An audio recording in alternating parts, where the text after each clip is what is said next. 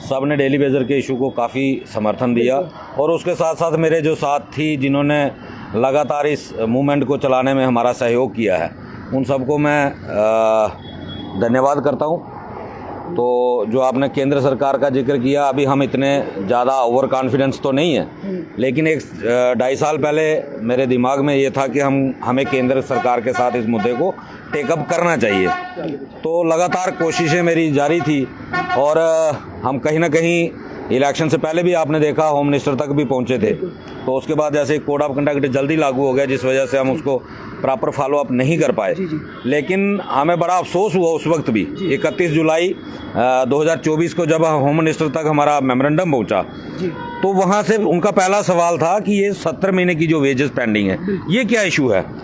और तब हमें महसूस हुआ कि आज केंद्र तक हमारी बात क्लैरिफाई नहीं हो पाई है। रेगुलाइजेशन का इशू तो पहुंच चुका था, बीजेपी के नेताओं ने पहुंचाया था, जो कमेटी बनी थी उन्होंने पहुंचाया था, लेकिन पेंडिंग वेजेस का इशू जो है वो 31 जुलाई 2024 को होम मिनिस्टर साहब के सामने आया और उन्होंने तुरंत जो हमारे बी सुरेंद्रन जी जो मेमोरेंडम लेके वहाँ गए थे, तो उन्होंने तभी हमें फ़ोन किया कि ये क्या इशू क्या है। तब हमने उनको ब्रीफ किया कि ये हमारी पेंडिंग वेजेस है जो हमें हर मंथ मिलनी चाहिए थी। तो तभी हमें ये एहसास हो गया था कि जम्मू कश्मीर की सरकार जो है प्रॉपर हमारा मुद्दा वहाँ पे नहीं रख पा रही है। तो अब भी हमने लगातार इसी कोशिश में थे और अब हमारे माननीय जो नॉर्थ इंडिया के हमारे ऑर्गेनाइजिंग सेक्रेटरी है BMS के पवन कुमार जी पिछले दिनों जम्मू में भी आए थे। तो हमने ये मुद्दा रखा था और उनको प्री बजट मीटिंग के लिए वहाँ बुलाया गया था। तो हमें बड़ी खुशी है इस बात की कि हमारा जो है प्री बजट में डिस्कशन हुई है, फाइनेंस मिनिस्टर के पास हमारा मुद्दा गया है और मुझे लगता है कि हमें इसको फॉलो अप करना पड़ेगा और कुछ ना कुछ केंद्र सरकार से हम जरूर हासिल करेंगे। बिल्कुल, क्योंकि केंद्र सरकार ने जो देश के प्रधानमंत्री ने 2014 में वायदा किया था ललकार रैली में, और लगता है अब उसको अमली जामा पहनाने का समय आ चुका है। क्योंकि बहुत बड़ी बात है कि प्री बजट से पहले यानी कि सेंट्रल गवर्नमेंट ने इस इशू को पुट अप किया, इस इशू को यानी समझा और बात करने की कोशिश की। हाँ मैम, चलो डिमांड तो हमारी पहुंची है, तो हमें उम्मीद भी है कि अब आप जानते हो हमारे जम्मू कश्मीर की जो सरकार है, पिछले दिनों हमारे कश्मीर के हमारे डेली वेजर साथी उमर साहब को मिले थे, तो उन्होंने स्पष्ट कह दिया है कि जब तक हमारे CM साहब के पास पावर नहीं है तो हमें यहाँ टाइम वेस्ट करने से बेहतर है कि हमें केंद्र में दिल्ली की तरफ करना चाहिए। लेकिन हमें अफसोस हुआ, लेकिन हमारे के बाद हमारे कुछ नेता जो है वो ऑनलाइन आ गए, नहीं जी लोगों को डिवाइड किया जा रहा है। मैं ये पूछना चाहता हूँ अपने डेली वेजर साथियों से कि भाई क्या केंद्र के प्री बजट मीटिंग में अगर डेली वेजर का इशू डिस्कस हुआ है तो उसमें गलत क्या हुआ है? अगर गलत हुआ है तो लोग मुझे कहें, मैं इस चीज को छोड़ दूंगा।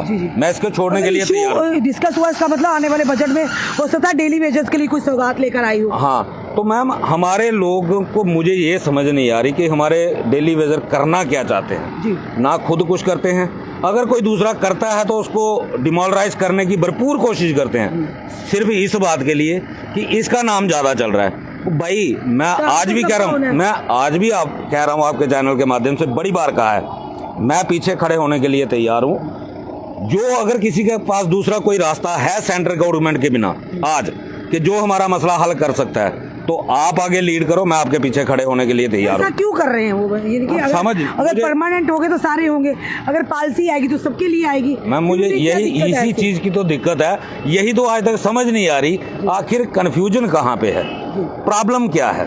अगर मैंने लाया, मान लो कि मैं लेके आया, डेली वेजर का मुद्दा है ना, मेरा पर्सनल तो है नहीं, तो अगर वो सेंट्रल गवर्नमेंट तक पहुंचा, अगर किसी को बेनिफिट होगा सबको, सभी डेली वेजर को होगा। हम मांग क्या रहे हैं? Regularisation policy. सेंट्रल गवर्नमेंट से हमने स्पेशल पैकेज मांगा है कि हमें स्पेशल असिस्टेंस देके ये 2 मुद्दे जो हमारे हैं उनको हल किया जाए।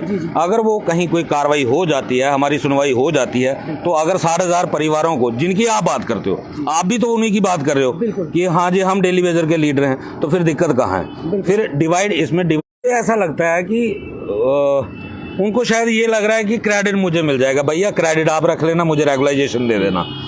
मैं कहता हूं जो आप उस रास्ते पे चलो, मैं आपके साथ अगर ना खड़ा हुआ तो जो मर्जी कह देना। मेरा कल भी मोटिव जो था वो रेगुलाइजेशन था, आज भी मेरा मोटिव जो है वो रेगुलाइजेशन है, लीडरी जिसको करनी है उसके लिए खुला मैदान है, यानी वो आके कर सकता क्या है। लगता है यहाँ पर भी डेली वेजर के बीच में पार्टीबाजी चल रही है? मैम हो ही यही तो हो रहा है। अगर आज 30 सालों के बाद भी मसला कोई हल नहीं हुआ तो उसका कारण ही सबसे बड़ा यही है, क्योंकि हम एक दूसरे की टांगे खींचने में लगे रहते हैं। अगर आज केंद्र तक मसला पहुंचा, अप्रिशिएट नहीं कर सकते आप मत करो, मैं नहीं, मुझे क्रेडिट की जरूरत भी नहीं है, लेकिन अगर आपका मसला वहां तक पहुंचा है, कम से कम जो लोग आपका मसला लेके वहां पे गए हैं, आप सोशल मीडिया में जो कुछ चीज़ें बोल रहे हो सारी दुनिया देख रही है, अगर उन तक ये चीज़ें पहुंचेंगी वो हमारी मदद क्यों करेंगे?